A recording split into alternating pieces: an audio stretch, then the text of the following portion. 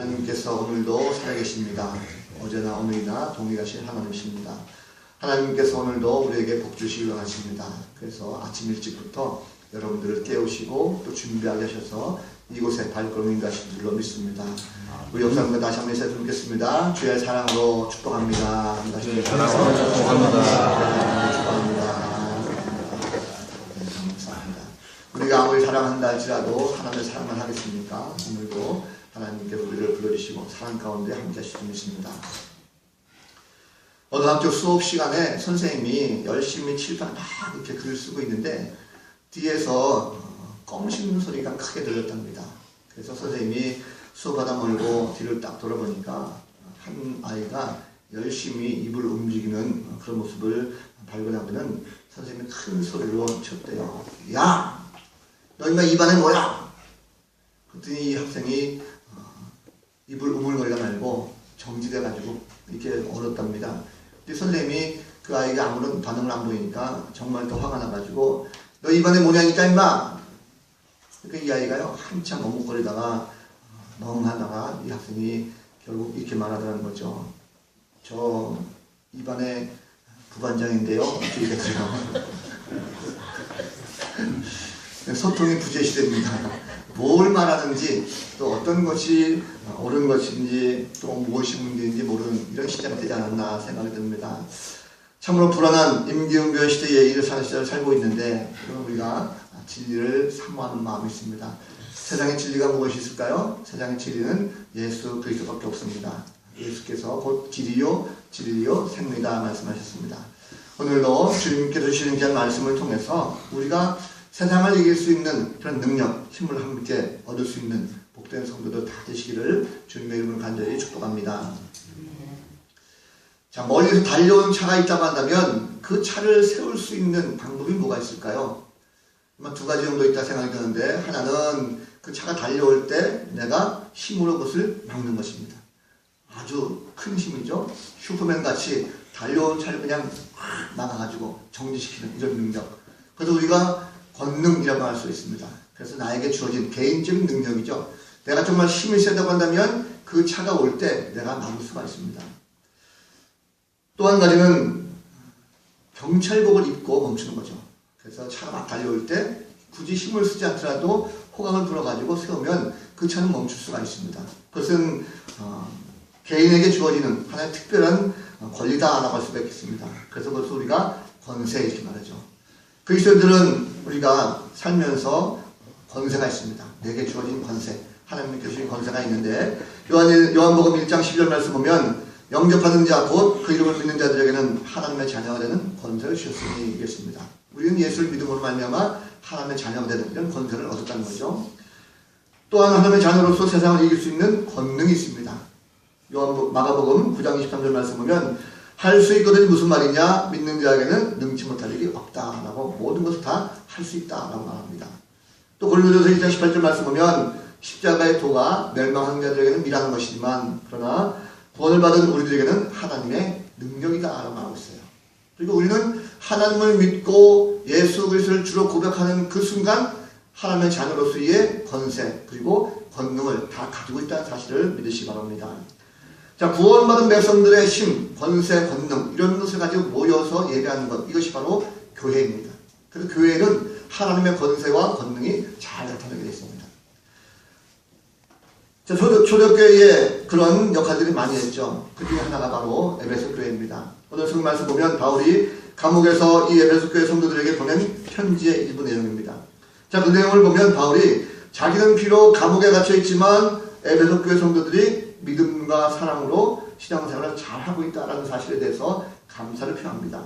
그리고 그 신앙생활하고 있는 에베소 교회 성도들에게 그들에게 지혜와 계시형을 주심으로 인해서 이제 그들이 하나님에 대해서 그리고 하나님의 부르심의 소망에 대해서 장래 기업의 풍성함에 대해서 또 하나님께서 성도들에게 베푸신 능력에 대해서 더욱더 깊이 알게 되기를 간구한다 하면서 그들을 위해서 기도하는 장면입니다. 자, 오늘 마지막에 보니까 바울이 특히 믿는 사람들 속에서 강한 힘으로 역사하시는 그 하나님의 능력, 그 하나님의 능력이 얼마나 엄청나게 큰 것인지를 알게 하기를 내가 바란다 하면서 간접적으로 중보 기도하는 것을 볼 수가 있어요. 자, 하나님의 능력, 하나님의 힘을 좀 알길 원한다라고 하는데, 하나님의 능력이 얼만큼 있을까요? 인간이 과연 하나님의 능력을 알 수 있겠습니까?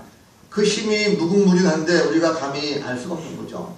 피조물인 인간이 애써서 하나님을 알려고 노력해도 그것을 알 수가 다 없습니다. 우리가 익히 하나님 말씀을 어떻습니까? 우리는 하나님 말씀을 듣고 그리고 성경을 읽고 어느 정도 하나님께서 이렇구나 라고 하지만 하나님의 무궁무진한 그 능력을 우리가 우리 머릿속으로 가둘 수가 없어요. 성경에 보면 하나님께서 말씀을 가지고 세상을 창조하셨습니다. 빛이 있으라 하니까 빛이 있고 온 세상 모든 만물을 다 창조하셨어요. 말씀으로 창조하셨습니다. 뿐만 아니고 하나님의 형상대로 인간을 창조하셨죠. 인간을 만드시고 또 인간에게 온 세상 만물을 다스리도록 우리에게 위임명령도 하신 걸 볼 수가 있습니다. 하나님의 능력이라고 하는 것이 우리가 참으로 보면 우리가 헤아릴 수 없을 정도의 어마어마한 그런 능력을 가지고 볼 수가 있습니다. 그래서 때로는 그 하나님 우리에게 다가오시면 우리는 그 하나님의 능력 때문에 두려워하기도 하죠. 그 하나님께서 갑자기 큰 우려와 같이 나타나실 수가 있고 또 잠잠하게 조용한 미소 가운데 찾아올 수가 있습니다. 어제 오후에 서울 지역에 어마어마한 천둥번개를 쳤죠. 제가 카톡을 가지고 아내에게 문자 보냈습니다. 아마 지금쯤 떨고 있는 사람 굉장히 많을걸 이랬어요. 하나님의 능력, 천둥번개가 막 치니까 왠지 모르게 죄를 막 들춰내는 것 같고 두려운 마음이 우리 가운데 생깁니다. 그게 하나님의 능력이죠. 또 때로는 잔잔한 그 음성을 나에게 찾아오셨을 때 아무도 몰랐던 나만의 은밀한 죄 이런 것까지도 하나님께서 나를 긁으셔서 나에게 그 죄를 말씀하시면 왠지 모르게 다른 사람들은 나를 잘 모르는데 하나님만이 나를 아시는 그 능력 때문에 우리는 두려워하고 무서워 떨게 합니다. 우리는 하나님 앞에서 늘 고백하죠. 하나님은 전지하신 분, 전능하신 분 이렇게 고백합니다. 모든 것을 다 아시고 모든 능력을 다 가지신 분 이렇게 말합니다. 그래서 인간의 피조물인 우리 인간 피조물들이 하나님의 그 능력을 감히 어떻게 판단할 수가 없는 거죠. 바울이 아마 에베소 교회 성도들에게 이렇게 기도한다면 적어도 이런 기도 내용이 바뀌어야 되지 않겠는가 생각이 됩니다.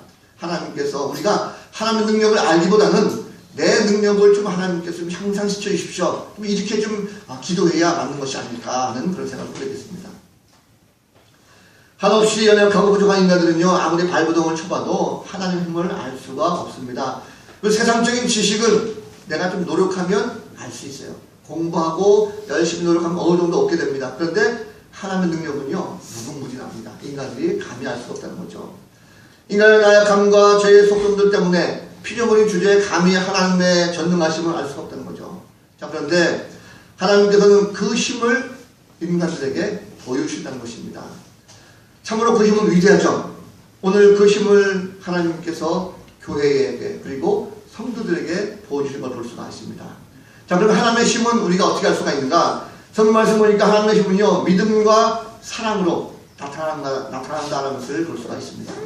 자, 사도 바울이 말하죠. 에베소 교인들에게 하나님의 구원의 은혜로 말미암아 예수 그리스도를 향한 믿음과 그리고 성도들을 향한 사랑이 생겨났다라고 말합니다.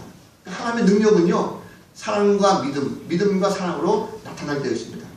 믿음이 무엇입니까? 믿음은 우리가 수직적인 구조죠. 하나님과 인간 대신관계입니다. 그래서 하나님을 믿는 믿음, 그리고 수평적으로 이웃을 사랑하는 것, 그래서 사랑이라는 것이 나타나는 수가 있습니다. 결국 우리가 믿음과 사랑이라고 하는 것, 이 양면은요, 교회의 핵심입니다. 교회의 핵심이기 때문에 믿음을 가지고만 사는 것이 아니라 우리가 사랑과 함께 결부되어서 나타난다는 거죠. 우리의 믿음 생활 한번 점검해 보시면 압니다. 나는 과연 내가 믿음 생활을 올바르게 잘하고 있는가? 만약에 정말 내가 믿음 생활을 잘하고 있다고 한다면 나의 믿음 생활뿐만 아니라 나의 삶 가운데서도 사랑이 잘 표출되는 이런 모습이 있어야 된다는 것입니다. 올바르게 잘 심겨진 교회, 믿음이 잘 심겨진 교회는요, 자연적으로 사랑이 나타나게 되어 있습니다. 그래서 하나님은 올바르게 믿는 성도들은 자신이 구원받았다고 하는 이 구원에 대한 기쁨과 감사, 감격, 이것을 가지고 교회 안에 머무는 것이 아니라 그 믿음을 가지고 세상에 나가서 사람들에게 사랑을 나누고 사랑을 전하는 것, 이것이 바로 교회의 참된, 성도의 참된 모습이라는 사실입니다. 그런 성도들이 모여서 예배하고 하나님을 찬양하는 것이 바로 교회죠. 오늘 여러분, 교회가 왜 힘을 잃어가고 있습니까? 가장 근본적인 이유가 무엇입니까? 왜 교회의 힘이 자꾸 식어져 갑니까? 결국 문제는 무엇이에요? 믿음과 사랑이 식어졌기 때문이죠. 하나님 것을 결코 원치 않습니다. 하나님께서 구원받은 백성들을 얻으면 당연히 믿음과 더불어서 사랑의 실천이 나타나기를 바라고 있습니다. 왜 그렇습니까? 하나님은 사랑이시기 때문이죠. 믿는 자들은 결코 버려두지 않는 분이십니다. 교회는 반드시 믿음과 사랑이 함께 있어야 됩니다. 그것이 하나님의 힘을 나타내는 증거예요. 교회가 믿음으로 바로 쓰고 사랑을 나누게 되면 사회 속에서 엄청난 힘을 발휘할 수가 있습니다. 그것을 바로 하나님께서 원하신다는 거죠. 믿음만 있고 사랑이 없으면 안 됩니다. 믿음만 있으면 뭐합니까? 자기들만의 구원이죠. 자기들만의 교회 아닙니까? 또 믿음이 없고 사랑만 있으면 그것도 안 되는 거죠. 사랑만 있으면 그것은 도덕적으로 빠질 수가 있습니다. 결국 교회가 참된 교회로서의 역할을 한다고 한다면 믿음과 사랑이 함께 공존하면서 그것이 어우러져서 사회 속에서 좋은 열매 많이 맺는 이런 교회, 이런 성도가 되야 될 줄로 믿습니다. 우리의 믿음이 지금 어디에 머무르고 있는가? 내가 정말 믿음이 있다고 한다면 반드시 그 사랑까지도 함께 실천할 수 있는 이런 성도들이 되야 될 줄로 믿습니다. 또 하나님은요, 하나님을 아는 지식을 통해서 하나님의 힘을 알게 해줍니다. 자, 하나님은 영이십니다. 그래서 오늘 말씀 가져보니까 하나님께서는 교회에 지혜와 계시의 영을 부어주신다 말씀하고 있어요. 지혜와 계시의 영은 바로 성령 말합니다. 자, 하나님께서 성령의 역사로 말미암아 하나님을 알게 되기를 바라고 있습니다. 왜냐하면 성령이 임해야 영이신 하나님을 알 수가 있다는 거죠. 성령이 임해야 성령의 역사를 통해서 하나님께서 올바르게 그 하나님의 모습이 무엇인지 알 수가 있는 것이고, 또 하나님의 구원 계획을 이해할 수가 있는 것이고, 눈으로 바로 볼 수 없지만 영적인 큰 틀 안에서 하나님의 계획과 또 하나님께서 일하시는 것이 무엇인가라는 것을 우리가 깨닫고 알 수가 있다는 사실입니다. 바울은 지혜와 계시의 영을 통해서, 그 성령을 통해서 하나님의 구원 계획 가운데 특별히 예수 그리스도를 머리로 하는 교회를 세웠다는 것을 깨닫도록 하겠습니다. 교회의 머리 되신 예수 그리스도 주님을 통해서 바로 교회가 세워졌다는 것을 사도 바울이 말하고 있습니다. 결국 그러다 본다면 교회는요, 성령 충만한 역사가 있을 때 힘이 있습니다. 요즘 교회마다 힘이 없고 약해지는 모습이 무엇 때문입니까? 초대교회 때는 힘이 있었어요. 강한 힘이 있었습니다. 사회에 큰 영향을 끼쳤었던 그 초대교회 공식도 있어요. 그들은 함께 교회에 모이게 되면 무엇을 했습니까? 그들은 함께 모여 기도하고 찬송하고 성령을 사모했습니다. 성령 충만한 모습들이 초대교회에 가득 찼다는 거죠. 모든 성도들 함께 모여 찬송하고 기도할 때마다 정말 성령을 사모하고 예배했습니다. 그 결과 모두가 다 성령 충만한 역사가 일어나게 되었고, 사회 속에서 엄청난 영향력 끼칠 수 있었던, 사회를 변화시켰던 놀라운 역사가 그 가운데 있었다는 거죠. 성령 충만이 곧 하나님의 능력을 나타냈다는 사실입니다. 우리는 요즘 그러나 성령 충만 얘기하면 많은 분들이 지식적으로 알아요. 아, 목사님 또 오늘 강단에서 성령 충만을 받으라 말씀하는구나. 머릿속으로 많이 합니다. 그러나 마음속으로는 뜨겁지 않아요. 연말 다가오고 있습니다. 내 1년 동안 신앙생활을 돌아보면서 나는 정말 하나님 앞에서 얼마나 성령 뜨겁게 충만하게 내가 신앙생활을 했는가. 어찌 보면 냉랭한 우리 가슴 아니겠습니까? 이유가 무엇일까요? 우리는 어느 순간도 모르게 나의 신앙생활이 느슨하게 되고 게을르게 되고 나태하게 됐다는 거죠. 저도 마찬가지입니다. 목회를 하면서 이상하게 삶이 느슨해지고 게을러질 때가 있어요. 그래서 안 되는 거죠. 성도들은 항상 성령 충만한 역사, 이것이 있어야 될 것입니다. 주중에 뉴스를 하나 보았는데 이런 뉴스가 있었어요. 교계 뉴스인데 2005년도에 25명을 가지고 교회를 개척했습니다. 자, 2005년도에 25명의 교회 인원을 가지고 교회를 개척했는데 무려 5년 만에 그 교회가 8만 명으로 성장했습니다. 어마어마하죠. 10년 지났을 때 10만 명을 넘었습니다. 그리고 2017년 현재 그 교회 인원이 18만 5천 명이 예배드리는 대형 교회로 성장했다는 것이죠. 세계에서 가장 빨리 성장한 교회입니다. 이것이 우리나라 이야기는 아니고 인도의 갈보리 챔플입니다. 갈보리 교회인데 그 교회의 담임 목사님이신 샤치시 쿠마르라는 목사님이 지난주에 한국에 와가지고 한국에서 교회 성장에 대한 세미나 이걸 열었어요. 자, 교회 성장 세미나라고 하니까 모든 교회 목회자들이 야, 도대체 어떻게 12년 만에 그렇게 18만 5천 명으로 성장할 수 있을까? 그 비결을 배우자 다 그 성경이 꽉 찼습니다. 그런데 그 목사님이 강의할 때 그 내용 가운데 놀라운 비결을 말하지 않더니 아주 간단한 비결을 말하더라는 거죠. 그 비결이 뭐냐면 기도, 그리고 말씀, 그리고 성결한 삶을 살아가는 것입니다. 목회자들이 실망했다고 해요. 왜 그렇습니까? 대부분 목회자들이 신앙생활 처음 목회할 때 귀가 따갑도록 들은 것이 기도하라, 말씀을 준비하라, 성결한 삶을 살아라, 이 말씀이에요. 많은 목회자들이 실망하고 그것에 대해서 낙심하고 있었는데 그 목사님, 쿠마르 목사님이 이렇게 말하더라는 거죠. 교회가 성장하기를 원하십니까? 그렇다고 한다면 기도와 말씀과 성결한 삶을 살아야 되는데 그러한 삶을 정말 여러분들 매 순간순간마다 그 삶 가운데 성령 충만한 체험을 하고 있느냐는 것입니다. 말로만 하는 것이 아니라, 지식적으로 하는 것이 아니라 내가 정말 교회를 위해서 기도하고 성도들을 위해서 말씀 보고 성도들을 위해서 성령 충만하게 성결한 삶을 살 수 있도록 내가 목회자로서 노력을 하고 있다는 것입니다. 목회자가 썩어문드린 손, 잘못된 손, 성결치 못한 손을 가지고 성도들에게 수술한다고 영적인 손을 대게 된다면 그 썩어문드린 그 손 때문에 오히려 성도들을 고치지 못하고 성도들이 오히려 감염되어서 죽는 것이 목회자의 썩어문드린 그 모습이라는 것입니다. 저는 그 말씀 듣고 저도 정말 회개가 됩니다. 우리 교회를 섬기면서 성도들 한 명 한 명을 위해서 내가 얼마만큼 기도했는가, 얼마만큼 말씀을 가지고 양육했는가, 얼마만큼 성도들을 위해서 내가 성결한 삶을 가지고 모범적으로 성령 충만한 삶을 살았는가. 저 자신이 그러지 못한 것에 대해서 참으로 저도 주님 앞에 부끄러운 모습을 감출 수가 없었습니다. 목회자는 성도는 마찬가지죠. 여러분, 우리가 하나님 앞에 섰을 때에 우리가 성령 충만한 삶을 말로만 하는 것이 아니라 정말 하나님 원하시는 그 삶을 우리가 살아야 될 줄로 믿습니다. 하나님은 지금도 성령을 부어주시길 원하셔요. 성령 충만한 성도들이 새로운 힘을 얻기를 바라십니다. 그래서 하나님은 어제나 오늘이나 동일하십니다. 기도하고 말씀 듣는 성도들에게 구하는 대로 성령을 주시고 성령 충만케 해주시는 그 하나님의 능력이 바로 하나님으로 통해서 나타나는 것을 볼 수가 있습니다. 교회는 성령 안에 있어야 됩니다. 성령을 통해서 지혜 주시고 사명을 주십니다. 교회가 힘을 얻기 위해서는 먼저 영적인 것에 충실해야 되는 거죠. 영혼을 사랑하고 그리고 영혼을 위해서 헌신할 줄 알아야 됩니다. 성령이 없는 교회는 죽은 교회입니다. 힘이 없는 교회고 그리고 성령이 충만한 교회가 살아있고 힘 있는 교회입니다. 지혜와 계시 영을 입어주시는 그 하나님의 능력, 그런 체험들이 우리 가운데 있어지기를 간절히 바랍니다. 하나님께서는요, 하나님을 구하는, 하나님을 아는 구체적인 방법을 통해서 다시 힘을 보여줄 수가 있습니다. 여러분, 하나님을 알 때에 하나님께서 꿈을 주세요. 오늘 말씀 보니까 꿈은 무엇입니까? 소망입니다. 하나님께서 우리에게 소망을 주시는데 그냥 소망이 아니에요. 거기 보니까 부르심의 소망입니다. 소망을 주시고 부르셨다는 거죠. 우리 택한 백성들을 하나님께서 부르시는데 하나님께서 그냥 부르신 것이 아니라 소망 가운데 우리를 부르시고 그 소망을 주셨다는 것입니다. 이 소망은 이 땅에 있는 것이 아니에요. 새로운 새하늘과 새 땅에 대한 새로운 꿈과 소망이라는 것입니다. 우리가 생각하는 것은요, 이 땅에 살면서 이것이 다가 아니라는 것입니다.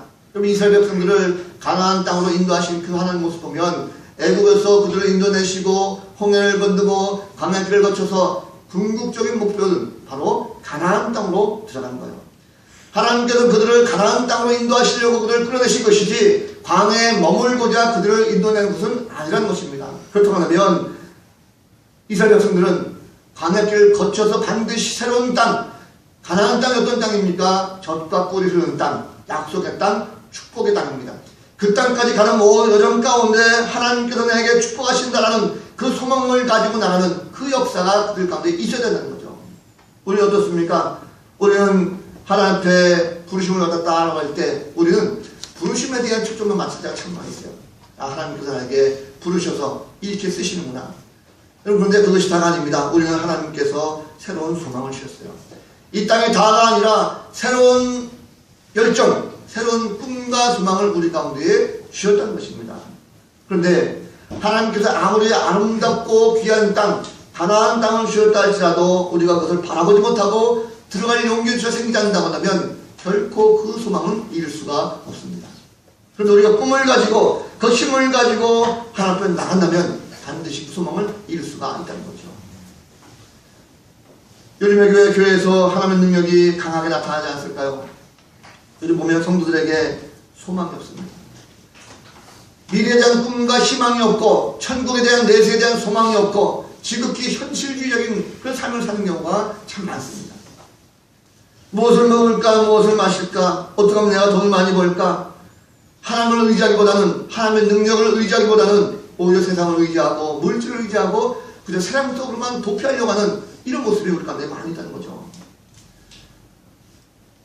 하나님의 능력을 의심하고 믿지 않기 때문에 그렇습니다. 나 자신만 의지하고 나 자신만 더욱더 축해세우는 이런 삶의 모습을 볼 수가 있습니다. 여러분, 하나님께서는요, 하나님의 능력이 나타나기를 원하십니다. 사랑하는 자녀들이 미래에 대한 사명을 잘 파악하고 부르심에 대한 소망을 가지고 나가길 원하시는 거예요. 그것은 우리에게 국한된 소망은 아닙니다. 우리 넘어서 우리 자손 만대에 이르는 큰 축복의 소망이 거기에 담겨지는 걸 볼 수가 있습니다. 여기 교회는 힘이 있어야 됩니다. 우리가 천국에 대한 소망, 미래에 대한 소망, 확실한 꿈을 가지고 나갈 때에 그 꿈 때문이라도 우리가 힘을 가질 수가 있습니다.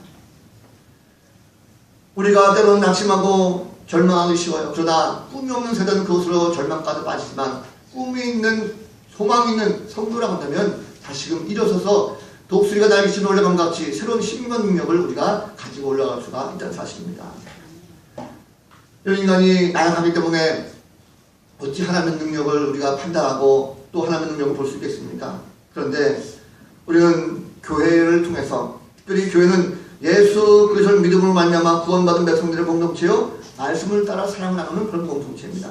오늘 특별히 말씀 가운데 바울은요, 하나님의 모든 능력은 주 예수 안에서 보여진다는 말씀 나왔어요.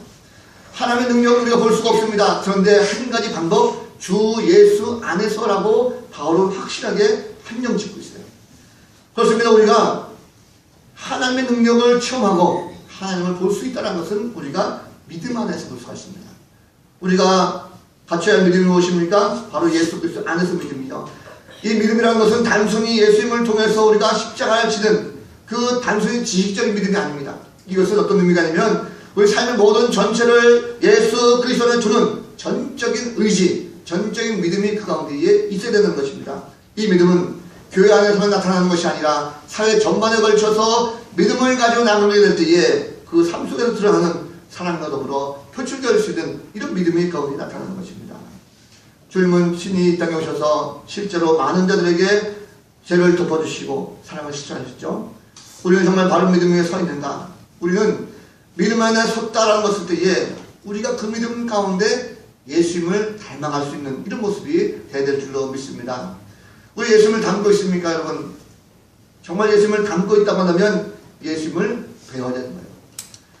예수님을 아는 사람은 하나님을 아는 사람들입니다. 예수님은 하나님과 본체이시지만 이 땅에 인간으로 오셨어요. 그분 하늘의 높은 권세와 모든 능력을 다 지구셨습니다.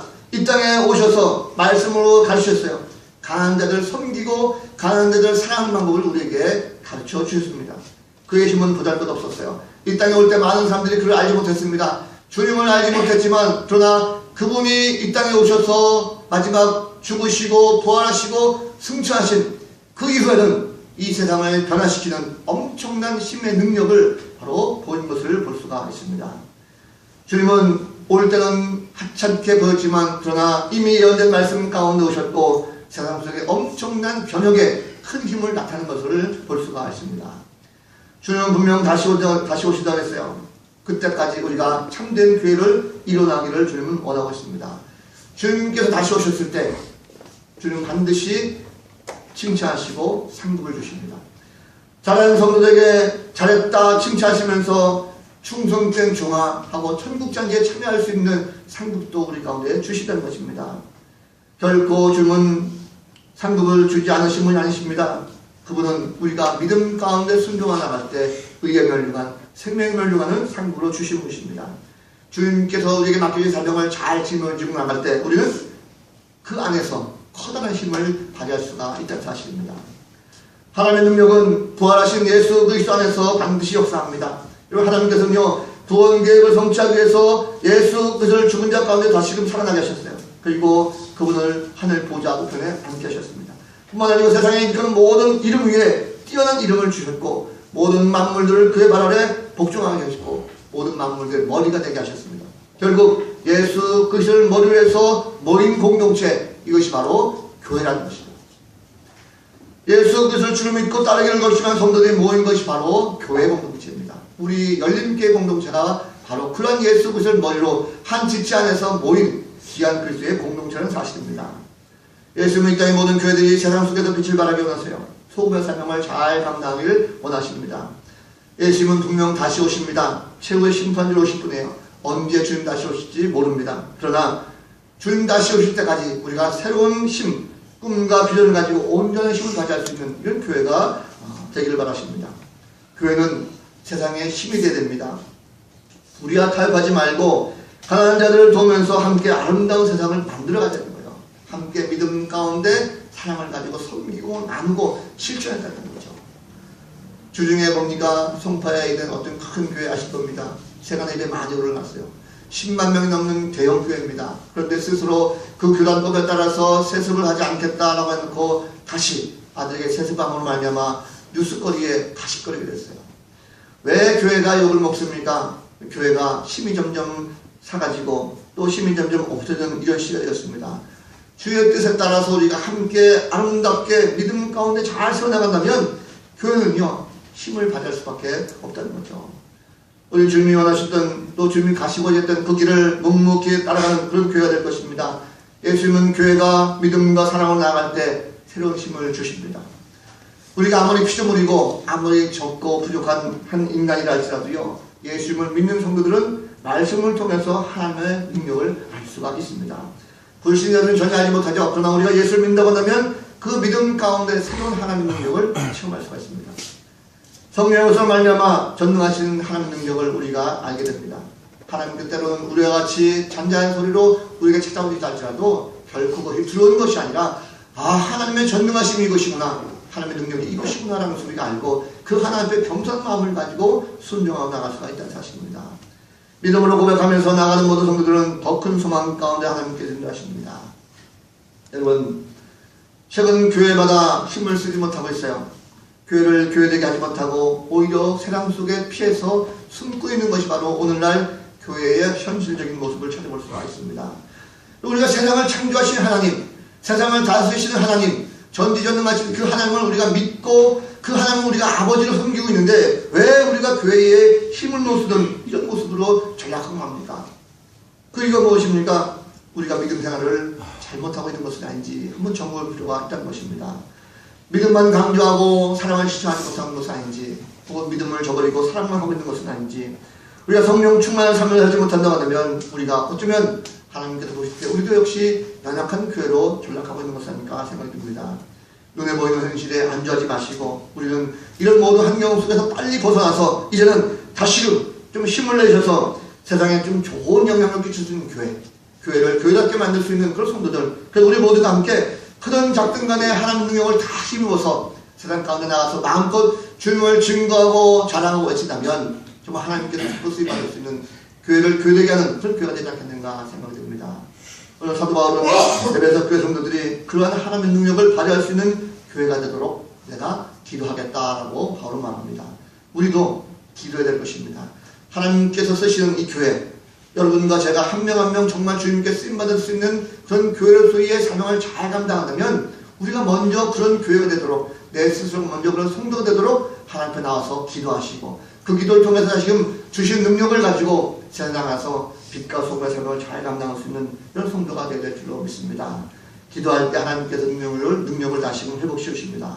바라기도 우리가 11월달을 잘 정리하시고 새로운 달 12월달 우리가 믿음 가운데 사랑 가운데 성령 충만해서 함께 기도 승리하시고 그리고 사랑 속에서 참된 교회를 정말 교회다운 교회로 세울 수 있는 믿음의 귀한 성도들 다 되시기를 우리 구주 예수 그리스도 이름으로 간절히 축원합니다. 다 같이 일어나셔서 함께 찬양하겠습니다.